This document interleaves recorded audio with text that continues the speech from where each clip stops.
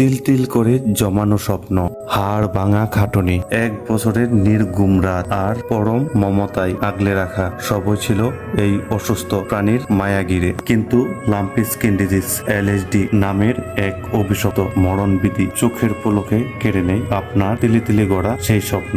অসুস্থ হওয়ার পর কত নামি দামি ডাক্তার, কত ঔষধ আনেন, হাজার হাজার টাকা পানির মতো খরচ করেন, কিন্তু কিছুই কাজে লাগে না। অসুস্থ প্রাণীরা যখন যন্ত্রণায় ছটফট করতে করতে শেষ নিঃশ্বাস ত্যাগ করে, তখন নিয়ন্ত্রণ হারিয়ে দাঁড়িয়ে থাকা ছাড়া আর কোনো কিছুই করার থাকে না। খামারি ভাইদের কাছে আমার সজল চোখে আকুল আবেদন, আপনার শখের গরুটাকে এমন যন্ত্রণার মুখে ঠেলে দিবেন না।